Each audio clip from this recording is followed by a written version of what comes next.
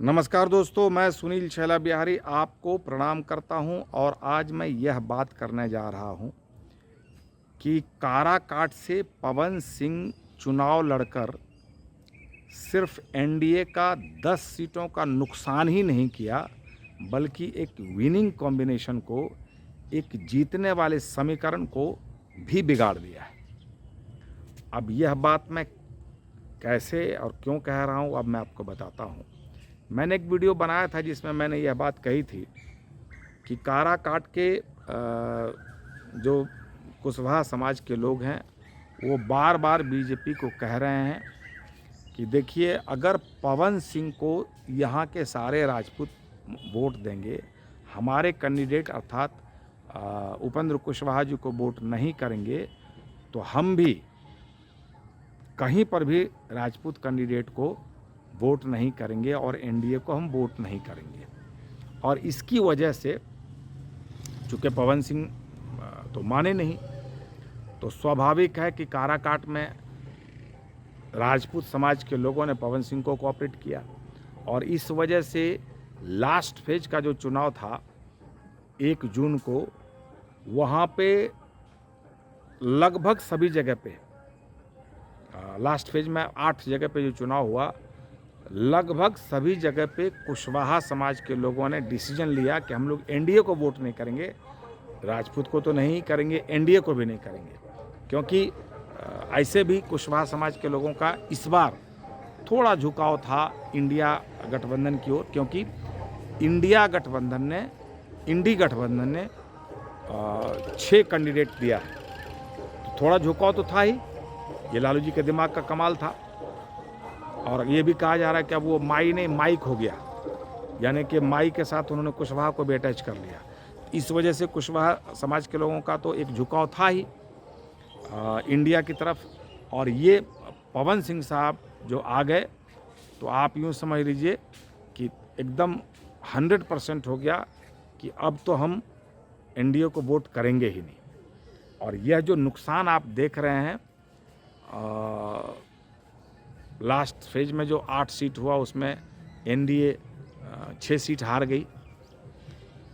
तो उन 6 सीटों को हराने में आप तो कह ही सकते हैं कि पवन सिंह जी का योगदान है। और मैं थोड़ा अलग बोल रहा हूँ।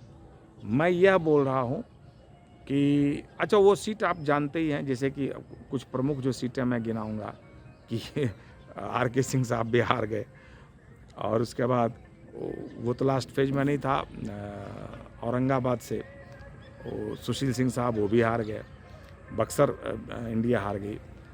तो उस पर मैं बाद में आऊँगा कि आर.के. सिंह साहब की भी एक जिद ने इतना बड़ा खेला करवा दिया, उस पर मैं बाद में आता हूँ। मैं पहले यह बता रहा था कि मेरी सोच यह है कि बिहार में जो पवन सिंह जी की वजह से एनडीए को 6 सीट का नुकसान हुआ, वो तो हुआ ही। अगर पवन सिंह साहब आसनसोल चले जाते चुनाव लड़ने, तो हमें ऐसा लगता है कि 4-5 सीट तो मतलब बंगाल में जितवा ही देते। उसकी वजह मैं बताता हूँ। अगर पवन सिंह साहब वहाँ चले जाते तो आसनसोल सीट तो एनडीए जीत ही जाती। और जब एक जिताऊ माने एक जगह पे जब जिताऊ कैंडिडेट होता है तो उसका असर कई सीट्स पर पड़ता है, जैसे कि आसनसोल का असर वहाँ दुर्गापुर में पड़ता, वर्धमान में पड़ता। तो ये 3 सीट तो कन्फर्म ही है, 4-5 सीट पे उसका असर होता। आज जो बंगाल में एनडीए या बीजेपी इतना सीट हारी है, इतना सीट नहीं हारती। मुझे ऐसा लगता है कि 4-5 सीट और वहाँ पे बंगाल में जीता जा सकता था, जिसका श्रेय मैं पवन सिंह साहब को देता हूँ। अब अगर मैं सिर्फ ये कहूँ कि पवन सिंह की वजह से 10 सीट एनडीए हार गई, तो भी वो मतलब पवन सिंह साहब के साथ बेईमानी होगी। क्योंकि पवन सिंह का जब गृह जिला आरा है और उन्होंने इच्छा जाहिर की थी कि हमें आरा से चुनाव लड़वाइए, तो आर.के. सिंह साहब को भी इतना जिद पर अड़ने की क्या आवश्यकता थी भाई? अरे, आप तो 2 बार बन ही चुके हैं और आप तो इतने बड़े आदमी हैं, मोदी जी के इतने करीब हैं कि आप तो कहीं भी चुनाव लड़ लेते, या कहीं भी नहीं, मतलब कहीं भी आपको भेज दिया जाता, मोदी कैबिनेट में कुछ भी बना दिया जाता। आप इतने दिनों से मंत्री रहे हैं, आप ब्यूरोक्रेट्स रहे हैं, तो आपको इस बात पे अड़ने की क्या आवश्यकता है? और जब जब पवन सिंह के नाम की घोषणा हुई कि पवन सिंह आरा से चुनाव लड़ेंगे, आरा से चुनाव लड़ेंगे, तो आपने इतना असंवेदनशील बयान दिया कि पवन सिंह के बारे में, जो कि मुझे बोलने में भी अच्छा नहीं लगता और आपको ऐसा कहना भी नहीं चाहिए। पवन सिंह साहब के लिए पहली बार थी ना, कलाकार आदमी की इच्छा होती है कि भाई चुनाव लड़ें। आपके लिए क्या, आप तो 2 बार रह चुके थे। तो आपको भी इस तरह से जिद पे नहीं अड़ना चाहिए, और जिद पे अड़े तो जाओ। पवन सिंह की माने एक बात तो हम सबको माननी पड़ेगी कि आप लोग कलाकार को बस नचनिया और ये सब क्या क्या बोल देते हैं, और उधर भोजपुर इलाके में तो पदनिया भी बोल देते हैं। हमारे अंग प्रदेश में पदनिया तो खैर नहीं बोलते हैं, लेकिन नचनिया बोल देते हैं। तो ज़्यादातर लोग माना कलाकार को ही नचनिया पदनिया समझते हैं। तो आपको एक चीज़ तो समझना पड़ेगा कि जिसको हम नचनिया बोल के ये करते हैं, वो कम से कम हमको नहीं बना सकता तो बिगाड़ तो सकता है, और बिगाड़ भी ऐसा वैसा नहीं सॉरी, बिगाड़ने का भी मैंने ऐसा वैसा नहीं बिगाड़ा। 10 सीट अगर बिगाड़ दिया, 10-12 सीट, तो आप समझिए कितनी बड़ी बात है। इसलिए आर.के. सिंह साहब को भी थोड़ा बड़ा दिल दिखलाना चाहिए था। उन्होंने भी छोटा दिल दिखलाया है। और टाइटल में जो मैंने एक बात कही कि एक विनिंग कॉम्बिनेशन को बिगाड़ दिया है। विनिंग कॉम्बिनेशन क्या है? मैंने आज तक यह देखा गया, सुना गया, जाना गया कि कुशवाहा वोटर जो होते हैं वो एनडीए के वोटर हैं। सब दिन तो मैंने कुशवाहा समाज के लोग नीतीश कुमार के साथ रहे हैं, और नीतीश जी की हमेशा कोशिश भी रहती है, मतलब कितना भी कुछ करते हैं उपेंद्र कुशवाहा जी, लेकिन नीतीश जी उनको मनाते रहते हैं, बुलाते रहते हैं। अभी भी चांस है, अभी भी ऐसा कुछ हुआ नहीं है। उपेंद्र कुशवाहा जी अगर एनडीए के गुड बुक में है तो अभी भी कुछ हो सकता है। तो ये जो एक कॉम्बिनेशन था, ये जो मैंने जीतने वाला समीकरण था कि कुशवाहा समाज के लोगों को आपकी एक नासमझी नहीं, या आपकी एक लापरवाही की वजह से, या आपकी एक ज़िद की वजह से अभी कुशवाहा समाज के लोग इंडी गठबंधन की ओर मुखातिब हो गए हैं। एक विनिंग कॉम्बिनेशन जो बिगड़ा है, अब इसको संभालने में या सुधारने में कितना समय लगेगा मुझे नहीं पता। हाँ चलिए, एनडीए में बहुत अच्छे नेता हैं, चाहेंगे तो इसको सुधार भी लेंगे, ये अलग बात है। लेकिन ये असर पड़ा है। इसलिए मैं तो यह कहना चाहता हूँ कि किसी भी व्यक्ति को इस तरह से चुनाव में नहीं जाना चाहिए। मतलब अगर पवन सिंह साहब की तरफ से मैं बोलूँ तो मतलब चुनाव में इस तरह से अचानक डिसीजन नहीं लेना चाहिए। और आर.के. सिंह साहब को भी मैं एक बात बोलना चाहता हूँ कि आपको भी ज़िद नहीं पकड़ना चाहिए। आप ज़िद पकड़े तो लीजिए, हम तो डूबेंगे सर, हम तुमको भी ले डूबेंगे, तो तुमको भी लेकर डूब गए। अब दोनों झाल बजाइए। और तो ये बहुत गड़बड़ हुआ।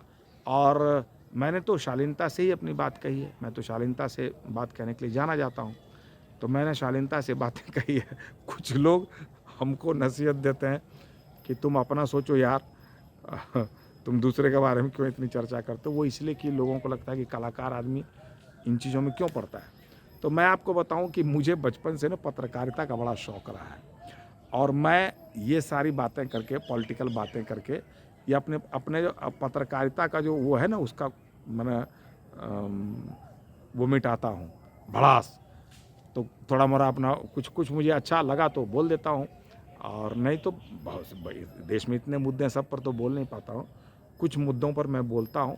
दूसरी बात यह है कि अगर मैं देश का जागरूक नागरिक हूँ तो मुझे कुछ ऐसी बातें हैं जहाँ पे अपना विचार रखना चाहिए। अगर कल को कोई बात होगी कि छैला बिहारी के संवेदनशीलता को या संवेदनहीनता को जांचने परखने की बात आएगी, कल अगर ऐसी परिस्थिति आ गई कि मुझे भी पॉलिटिक्स में आना पड़े, मुझे भी आपकी सेवा करनी पड़े, समाज सेवा तो मैं करता ही हूँ, तो वहाँ पर कई बार बात ये उठेगी कि छैला बिहारी ने क्या किया है। तो मैं तो हर मुद्दे पर अपनी बात रखता हूँ। समाज सेवा के अलावा, समाज सेवा तो मैं अब बोलूँगा, एक एपिसोड में बनाऊँगा उसका कि मैंने अभी तक क्या क्या किया है, क्योंकि बहुत लोगों को तो पता नहीं है। मैं तो 2006 से समाज सेवा कर रहा हूँ, और लगातार कर रहा हूँ, अनवरत कर रहा हूँ। तो अभी मैं एक एपिसोड वो भी डालूँगा। लेकिन तो ये अपनी राय रखने के लिए कि अगर मैं हिंदुस्तान का जागरूक नागरिक हूँ तो मैं अपनी बातें रखूँ। हर आदमी का जो जजमेंट किया जाता है कि इस व्यक्ति का क्या इंटरेस्ट रहा है, तो तो मेरा पॉलिटिक्स में इंटरेस्ट रहा है और मैं पॉलिटिकल बातें सुनता भी हूँ, करता भी हूँ, जानने समझने की कोशिश करता हूँ। इसलिए मेरी बातें अगर किसी को बुरी लगी होंगी तो क्षमा कर दीजिएगा। और अगर फेसबुक पर हमारा यह वीडियो आप देख रहे होंगे तो हमारे फेसबुक पेज को फॉलो कीजिएगा, लाइक कीजिएगा, कमेंट कीजिएगा। इस वीडियो को शेयर भी कर सकते हैं आप, कमेंट तो ज़रूर कीजिएगा। और अगर यूट्यूब पर यह हमारा वीडियो देख रहे होंगे तो आप हमारे यूट्यूब चैनल को सब्सक्राइब कीजिएगा। अगर एक बार कर चुके हैं तो दोबारा मत कीजिएगा, एक बार करने के लिए आपको बहुत बहुत धन्यवाद। हाँ, वीडियो को शेयर ज़रूर कीजिएगा, लाइक ज़रूर कीजिएगा, कमेंट ज़रूर कीजिएगा। मैं सारे कमेंट पढ़ता हूँ और हँसता भी हूँ, मज़ा भी आता है। कई बार सोचता हूँ कि फलाने ने जो ऐसा कहा मैं इसको इस बात का जवाब दूंगा, लेकिन मैं फिर मेरे मन से भावना आती है, मेरे मन में एक भावना आती है, अरे यार अपने लोग हैं, अपने चाहने वाले लोग, इनको जवाब देना क्या ज़रूरी है। और मैं तुरंत किसी का जवाब भी नहीं देता हूँ। मेरे को 4-6 महीना पहले जो कमेंट किया मैं सोचता हूँ जवाब दूंगा, क्योंकि देना चाहिए। क्योंकि कुछ लोग ऐसा होते हैं जो आगे पीछे नहीं सोचते हैं, कुछ भी लिख देते हैं, तो उनको जवाब मिलना भी चाहिए। तो मैं जवाब भी दूंगा, लेकिन मैं तुरंत किसी बात का जवाब नहीं देता हूँ और मैं तुरंत वीडियो भी नहीं बनाता हूँ। ये आपने ध्यान दिया होगा। बहुत बहुत धन्यवाद। नमस्कार। जय हिंद।